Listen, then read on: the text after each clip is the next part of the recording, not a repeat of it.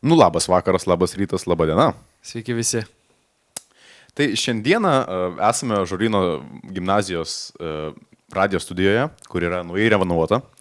Esame aš ir mokytojas Jokūbas. Tai... Ir mokinys Jonas. Ir mokinys Jonas, taip, mano vardas priklauso irgi nuo dienos. Tai šiandieną turėsime tokią tinklalaidę, galbūt sakykime taip, pradžios tinklalaidę. Teisingai. Ir, na, mūsų tinklalaidės pavadinimas, kurį esame sumastę, yra prasmės žemėlapiai. Tai mokytojau, paaiškinkit, ką tai reiškia? Prasmės žemėlapiai. Ką tai reiškia? Aš bandyčiau ieškoti tiesioginės prasmės.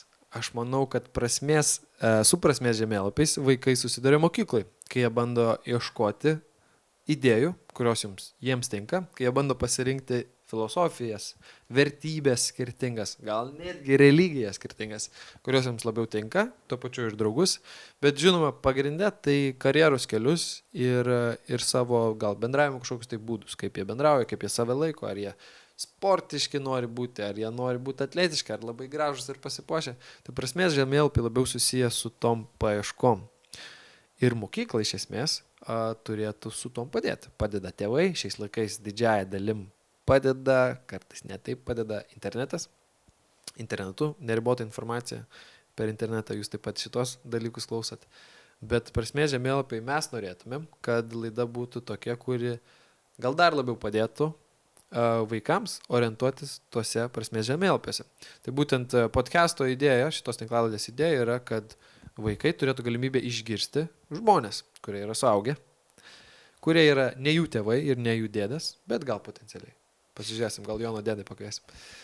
Dėl mano dėdos mes dar pamastysim, bet šiaip tikrai gera idėja. Gerai idėja, gerai, ačiū, sužinojom dabar atsakymą. Taip ir nežinau, Jonas taip ir nepasakė iki galo. Ar sutinka ar nesutinka, tai aš bandžiau ant jo užforsuoti šitą temą ir aš kaip mokytojas turiu tą galę. Daug jūs galite turėti iš ties, bet žinoma, tai svečiai ir tikrai daug įdomių dalykų mūsų visų laukia. Tai šiandien galbūt daugiau mes to susipažinimo turėsim įvado bendrai gal tą visą reikalą. Galim šiek tiek įvesti žmonės į tai. Įveskime žmonės. Tai galbūt aš duosiu porą klausimų tokių. Palauk, Jonai, tai aš pabaigsiu gal, tu man šiek tiek pertraukinėjai nuo pat pradžių. Bet pabaigsiu idėją. Tikslas kviesti svečius į šitą podę, į šitą tinklalaidę, į šitą pasibuvimą. Kad jie pristatytų žemėlapį prasmės, kuriame jie gyvena. Tai ar tai būtų daktaras, ar interjero dizaineris, ar žmogus, kurio gyvenimas sugriuvo ir kažkaip jisai vėl sugebėjo jį atstatyti su kažkokia tai pagalba, ar pats savarankiškai, kažkaip stebuklingai. Tai norėtųsi tų žemėlapių daugiau turėti, kad vaikams padėti susiorientuoti, kur yra slidu, kur jiems gal patraukliau yra, kas jiems neįdomu, ar ne? Su kokiais sunkumais jie galimai susidurs.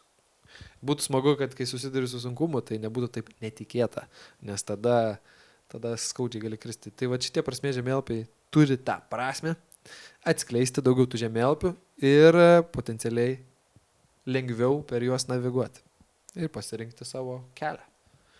Iš ties tikrai daug problemų yra, ypač jaunimui renkantis profesiją, nes yra be galo daug darbų, dabar dirbtinis intelektas perima dalį darbų, mechanizuoja. Teisingai, kaip tik apie tai šiandien kalbėjom.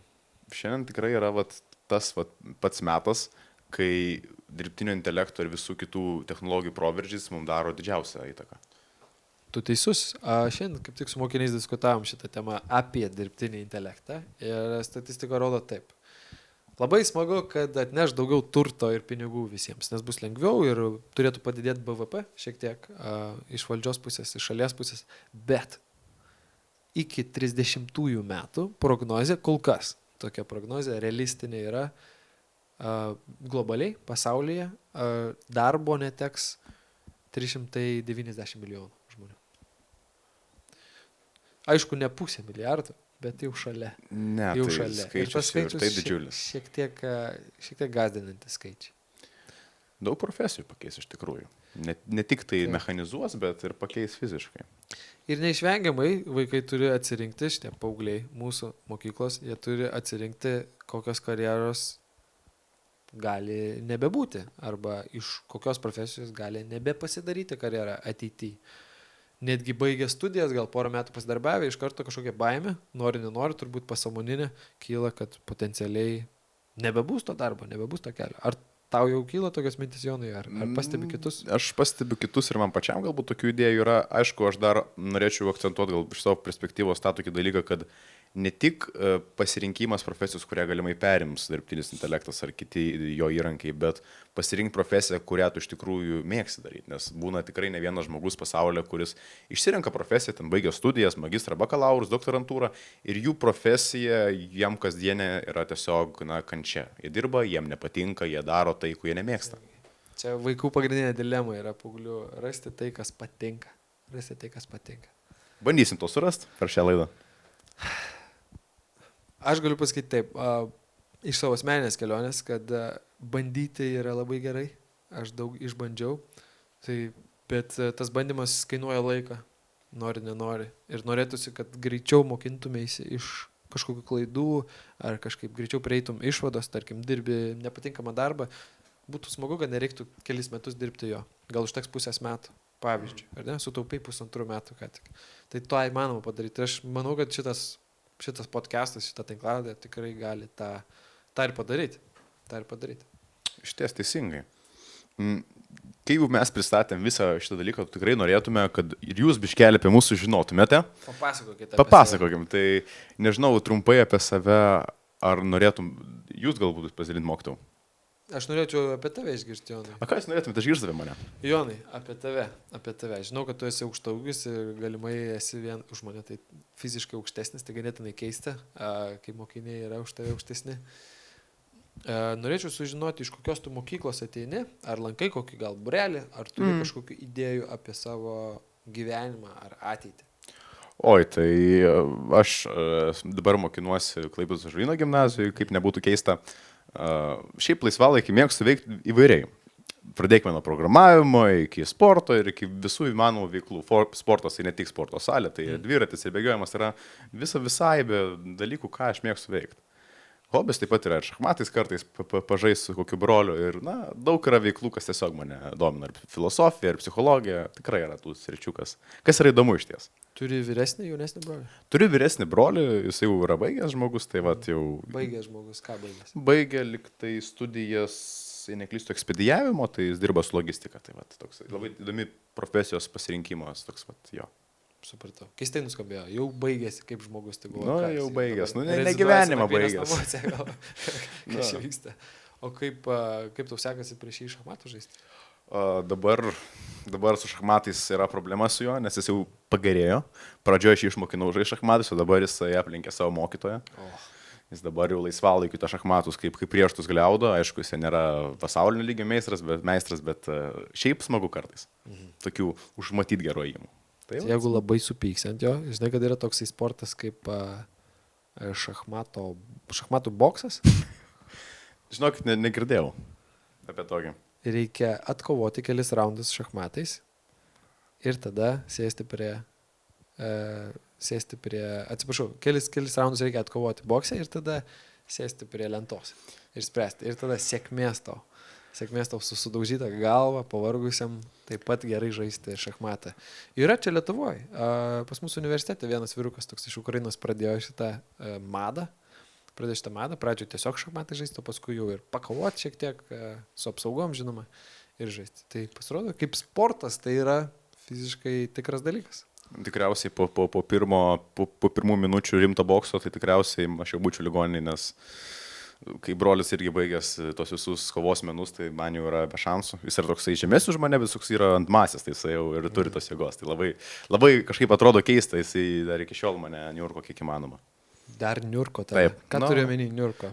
Visą laiką tą patį daro, kai aš buvau mažas. Tą patį. Mėto mane, stumdo, tai reikia priprasti. Pripratai? Ne vieni metai. Kažkiek lenkiai šachmatuose. Dabar jau lenkiau, dabar jau aišku nebetai. Laikas keičias, viskas keičias. Supratau, gerai sutari su broliu, viskas tvarkoja. Oi, puikiai. Su broliu mes gerai sutarėm ir cesiuką vakarais pakapuojam. Žodžiu, su broliu. Ką?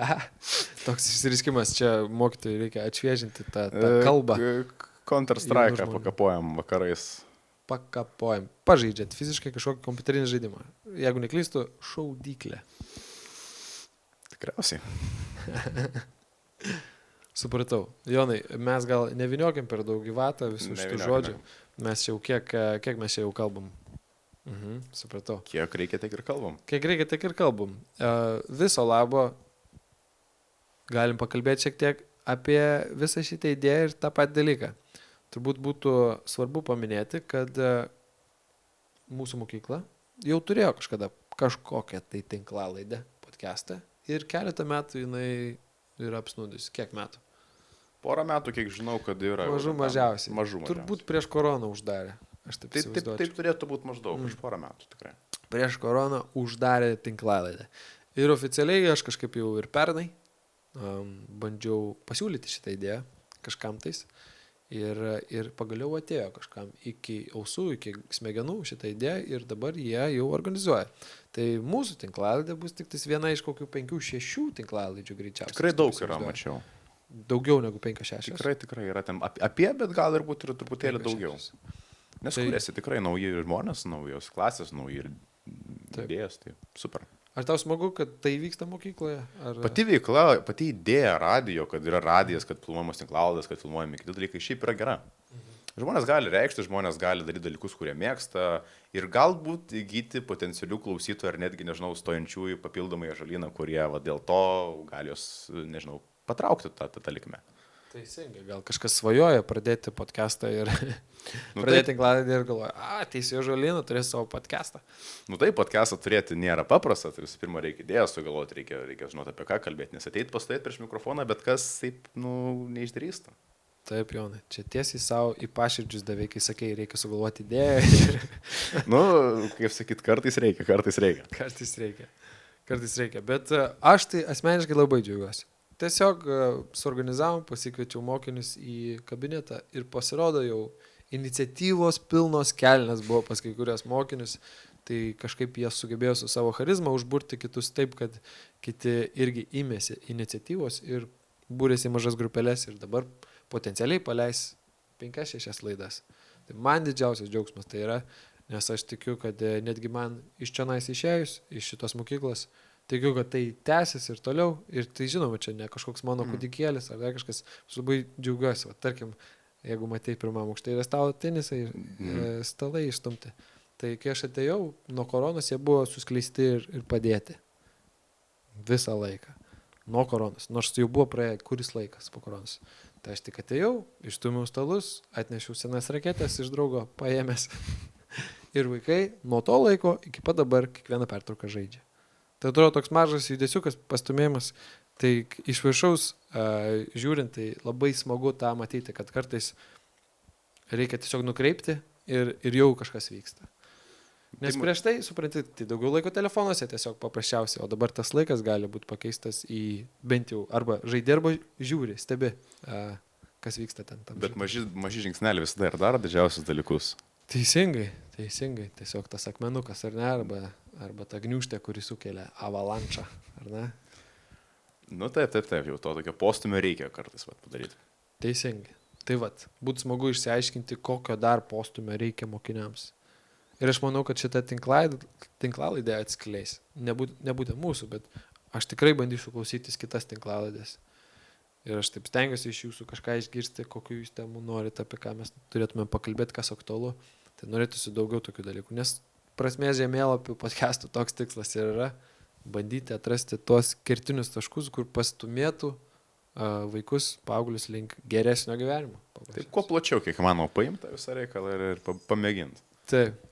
Kartais atrodo, noriu kažką daryti per pamokas, kur turėtų jau pastumti tą pusę, bet ne visiems išeina to ir kartais aš jau nebežinau, ko vaikai nori iš tiesų, tai ko paaugliai nori, tai bandau išsiaiškinti tokiais kitokiais būdais. Visi norim skirtingų dalykų, visi esam skirtingose situacijose. Kokioj tu situacijoje esi, Jonai, dabar šiuo metu? Tu dabar jau esi oficialiai kelinto klasėje? 10. 10. Nežinau, kai aš oficialioj stadijoje tikriausiai įprastoju gyvenime siekiu tikslų pats ir nėra daug dalykų, kuriuo aš, nežinau, esu prieš dar kažką. Tai. Tu sakai, esi prastoj situacijoje? Geroj, paprastoj. Paprastoj situacijoje. Taip. Prastoj tai jau... Pasitikslinu. Kas tau negerai, Jonai? Nori išsikalbėti? Man viskas gerai. Mes čia galim padaryti valandą su Rūta. Išspręsim tavo vadinimą. Valanda pas etikos mokytoją. Ant keliukų. Pakviesim psichologiją. Nu, mokyklos psichologija gal ir neatsakytų ateiti kokią vieną tinklalaidę, pasakyti apie problemas, pavyzdžiui, nes tikrai yra daug problemų ir kas su depresija susiduria. Teisingai, psichologija galima iškart pasikviesti, kad ir sekančiam epizodai. Mes tų svečių sąrašą turim ilgą, bet dar nesam sudėję į datas. Tai turėkite omeny, laukit svečių, bus labai gerai. Mėly žiūrovai, parašykite, kokį mes kitą svečią turime pasikviesti. Būtinai. Žinai, ką parašys? Moslobojeva arba OG version. Nu, OG version, tai koncertam reikėtų, ne taip paprastai. Ne taip paprasta, bet aš manau, kad kažką galim. Ir pačioj mokykloje mes turim keletą žvaigždžių ir už mokyklos ribų, ir iš pažįstamų ratų, ar ne? Aš manau, tikrai rasim. Ir paskui jau, kai atsiras kažkoks pagrindas, platforma, daug lengviau bus pasikviesti tuos žmogeliukus. Gal iki prezidento nedesibelsim, bet bandysim. Pabandyti reikia. Iš visų politikų jau ką, bet bandysim desibelsti iki Gražulio. Aš net nebejoju. Jeigu mes Gražulį turėsime, mes tikrai pasitengsime jį turėti, tai bus vienas topinių mūsų podcast ar tinklalaidžių iki kokį nors sukurtą. Įsivaizduok, vienam žmoguje tu turi viską. Politika, drama, komedija. Dėmesį išreikalauta ir visko, ko reikia. Apie Gražulį, kai kalbama, labai sunku nesijuokti, nes žmogus iš tikrųjų nieko neįžeidžiant. Žmogus yra labai juokingas iš savęs. Visų pirma, jo antakiai. Jis labai žemas. Antakiai išraiškingi. Koks italų komikas iš 50-ųjų, 60-ųjų. Kažką jisai sužavi gėlėm, žinoma, ten garžduoti prie Maksimos dalindamas ar kažkaip kitaip, bet žmogus pasiekęs nemažai su savo charakteriu, būdamas tokiu kontroversišką asmenybę. Kažkokia dilema, socialinė dilema man yra Gražulis. Aš, man atrodo, užsiminiau per vieną pamoką, tiesiog kai buvau užklaustas, kad Gražulis yra tas mitologinis klounas. Mitologinis klounas. Šitą kirtau. Kodėl? Jeigu mes Gražulį kviesime, Gražulis nebus girdėjęs šito. Mes jeigu pasikviesim Gražulį ir tikrai įmanoma, yra kontaktas, įmanom pasikviesti. Gražulis visai netoli Klaipėdos gyvena ir dabar, aišku, žinoma, Vilnius, Briuselis, Mr. Worldwide Gražulis. Tai, Mr. Busy Man. Daug siekia, ambicijų netrūksta, bet aš manau, kad jis tikrai nežiūrės šitos tinklaladės. Tikiuosi. Tikriausiai tai galėsi ir nekirpti šitą momentą. Tai galėsim pasikviesti. Bet tai, kad jis mitologinis klounas, tai nereikia bijoti šito fakto, žinok. Čia yra tikras dalykas, jeigu tu pasigūglinsi, paieškosi internete, tai pilna informacija, tai tikras dalykas. Jo. Ne, Gražulis išties yra įspūdinga asmenybė, žiūrėjau jo TikTok paskyrą, kaip jisai turi TikTok paskyrą? Jisai daug ką turi, jisai tikrai ragino balsuoti už jį, dabar parlamentaras, kad ten jisai dalins savo algą ir galų galėjom ieškinys pateiktas, kad jisai vos nepapirkinėt bando savo tuos. Tai žodžiu yra taip, įdomus tikrai veikėjas, ypač iš politinės pusės paskaityti apie jį. Šiaip jisai yra tikrai labai, labai Lietuvos ryškus veidas. Tikrai, ir fiziologiškai, ir kitom prasmėm.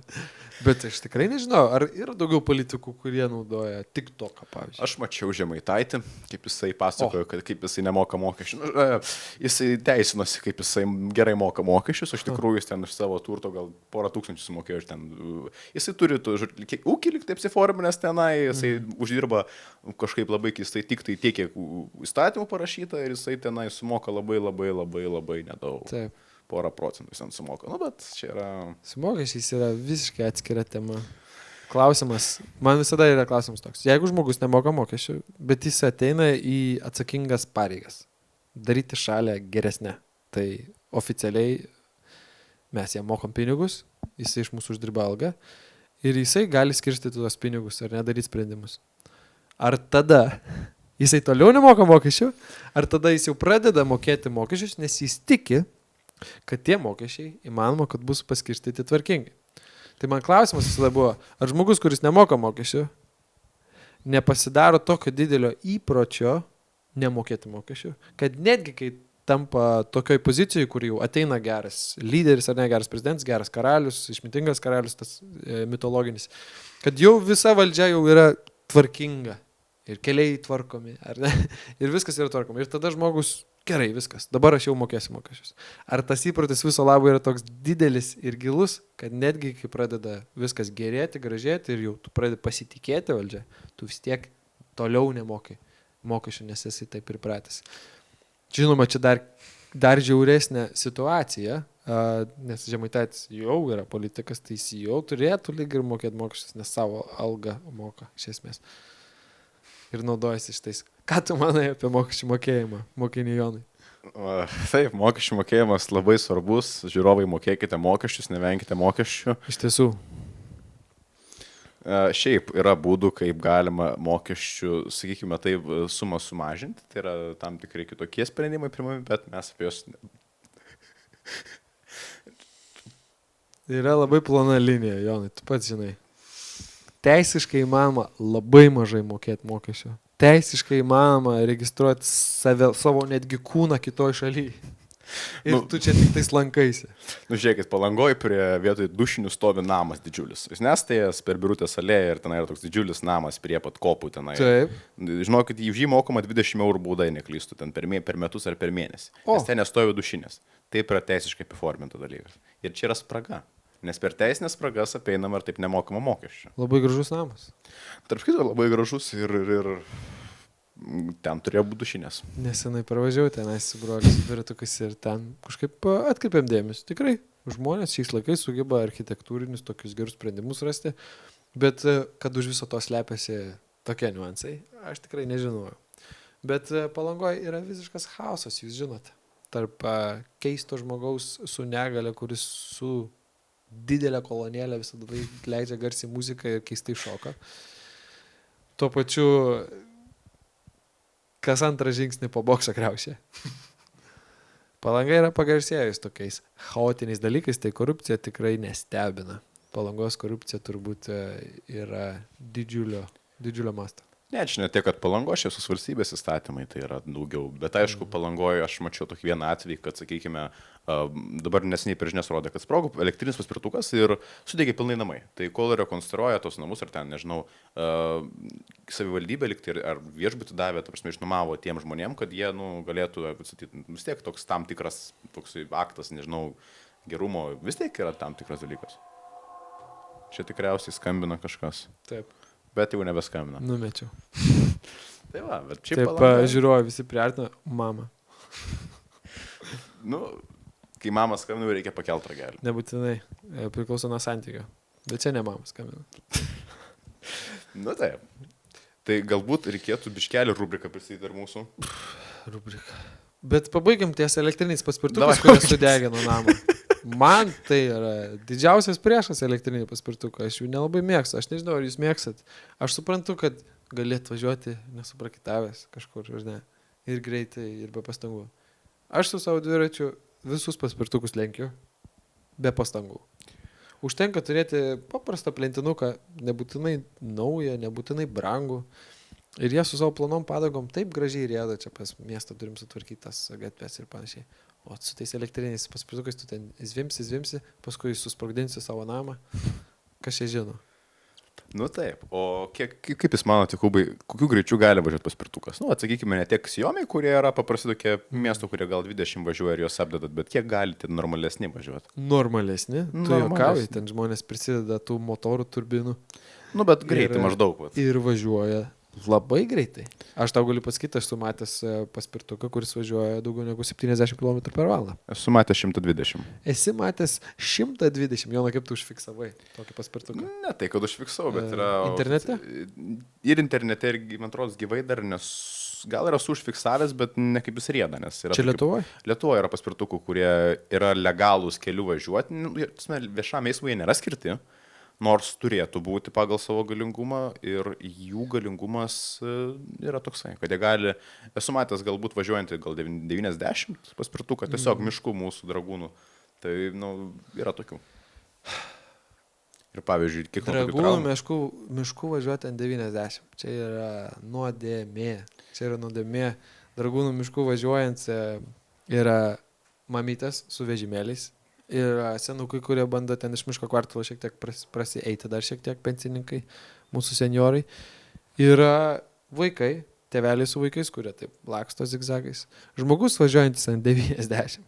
Neveltui mieste greitis yra 50 ir kur gyvenamieji kvartalai 20-30 ar ne.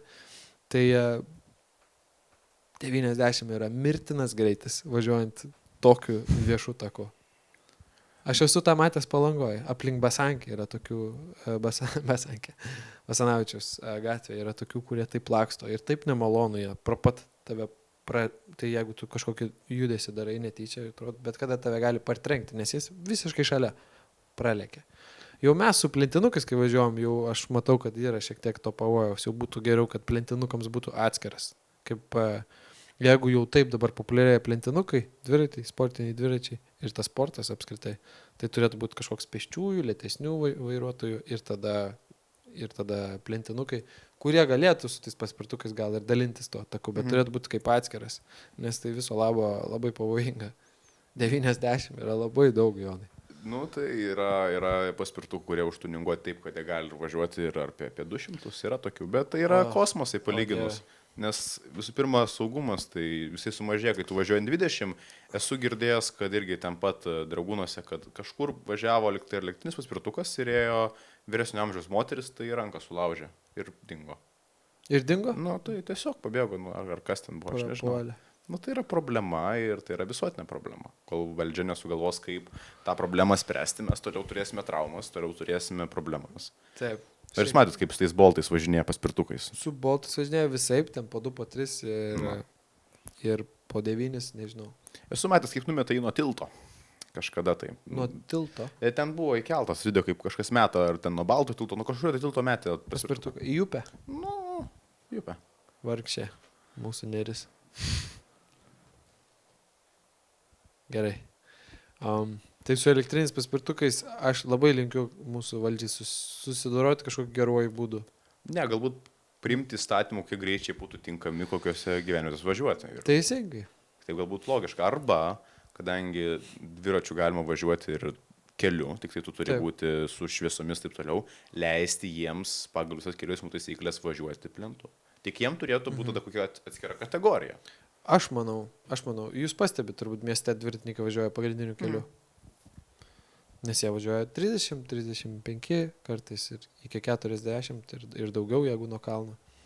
Bet su paspirtukais turbūt turėtų būti taip pat, kad jeigu važiuoja iki 30, tada važiuokit pėsčiųjų, yra dviračių takai atskiri padaryti.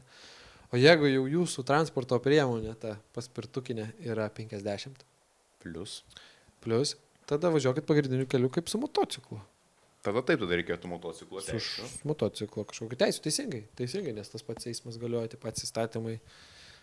Įdomu, kaip atrodytų tas regitros egzaminas paspirtukų. Turbūt labai panašiai, bet turėtų būti ir visi posūkiai. Tada jie turėtų, nes jie esmė dalyvauja, turi signalizuoti tam tikrus dalykus. Turi būti avarinis, turi būti visi ten tie. Teisingai. Aš labiau už, nenoriu būti tas kontrolės žmogus, bet yra tokie saugumo sumetimai elementarūs. Tiesiog greitis yra didžiulis ir nesinori. Labai daug žmonių miršta avarijose kiekvienais metais.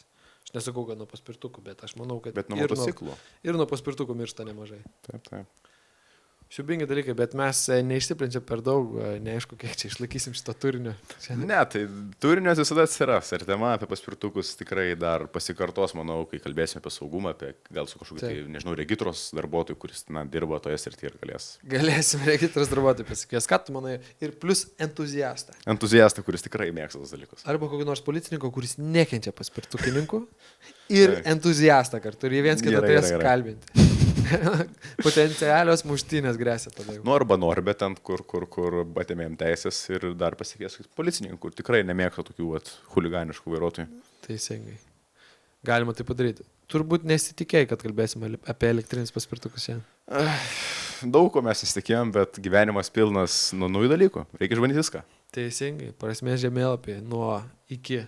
Buvo ir tokia laida. Nuo iki buvo, ten irgi pasakodavo panašius dalykus. Su Inga? Kažkas panašaus. Kaip Rūta ten kažkokia, ten reikia kitą tetą. Su Rūta. Nu, žodžiu, patinka, kas normalios laidos. Aš manau, kad mes iš lėto pabandom uždaryti mūsų tą trumpąjį, pirmąjį, net ne, kaip čia pasakyti, net ne epizodą, o intro į ateinančius epizodus, ar ne? Tai Tai kaip tu sakai, rubrika ar ne, tu naudoji šitą žodį? Rubrika geras žodis. Rubrika lietuviškas. Ką tai reiškia? Rubrika, nežinau, kaip sakykime, kaip veikla tam tikra, gal taip interpretuokime šį kartą, kad rubrika, ką mes veiksime, žodžiu, taip, kaip planas tam tikras. Rubrika yra planas? Nu, savaka galbūt šitoje lietuvių Biblijoje yra parašoma kitaip, bet taip maždaug. Paprasčiausiai suprantama rubrika. Žodynas tai kaip tema. Gal. Taip. Galbūt Aš taip labiau tiesiogiai supratau kaip tema. Reiks pasižiūrėti, paklausim lietuvių kalbos mokytojos ir gausim velnių, kad nežinom. Tai mes taip ir pabandom uždaryti. Turėsime kitą epizodą, greičiausiai jau kažkokį svečią. Svečius kalbins arba aš, arba Jonas, arba žmogus, kuris entuziastiškai labiau norėtų pakalbinti tą svečią. Pavyzdžiui, jeigu tai yra industrinio dizaino žmogus ir žmogus nori, kažkoks mokinys nori studijuoti industrinį dizainą, tada jie viens kitą papildys. Mokinys labai norės daug išgirsti iš jo ir bus taisyklingas svečias. Ir aš manau, kad tas vedėjas turėtų atitikti pagal prasme, pagal žingeidumą. Nes aš smalsumo turiu pakankamai ir tu taipogi turi žingeidumą. Ir mes tikrai galėtume pravesti, bet manau, kad suvesti šitos mokinius būtų idealu. Tai žiūrėsim. Tie vedėjai šiek tiek keisis, pagrindę būsim aš ir tu. Ir aš manau, Jonai, kad šitą podė tobulės, bus šiek tiek įžangos, šiek tiek uždarimo, šiek tiek melodijų, šiek tiek muzikos. Nu, šiek tiek ir veiklų. Turėsim daugiau. Veiklų? Nu, žinoma, kažką filmui mes galėsime paveikti. Paspirtukais pasivažinėti? Ne, mes paspirtukais galbūt šiandieną nevažinėsime ir kitomis laidomis mes nereklamuosime nesaugaus vairavimo, bet... Antireklamą paspirtukų. Mes nebūsim tie, kurie reklamuos tikrai. Taip. Tai ką? O apie kokias veiklas tu kalbėjai? Nežinau, pavyzdžiui, papasakosim. Nespoilinkim žmonėms iš karto. Tai jisai ir mane sako, tai laukia kažkokie surprizai, aš taip įsivaizduoju. Bus ir prizų, turėsime galbūt ir prizų iš tiem mūsų, na, sakykime, svečiams kažką galbūt įsteigti tam tikrą dalyką. Galima, taip. Taip vidury epizodo įeis kažkoks svečias, paims už pakarpos, susimuš ir pakeis vietą. Aš įtariu jau, čia tokių surprizų reikia laukti. Tikiuosi, kad ne taip, nes tada nesaugiai jausiuos. Ne, mes gerų surprizų turėsime. Gerų surprizų. Gerų ir tinkam. Gerai ir tinkam. Ačiū tada visiems. Dėkui visiems, dėkui mokytojui. Jonai. Buvo malonu, pirmasis podcastas tikrai buvo... Pirmas blinas. Visada būna prisvilęs, bet aš manau, kad vis tobulėsim. Svilėsius irgi galima valgyti.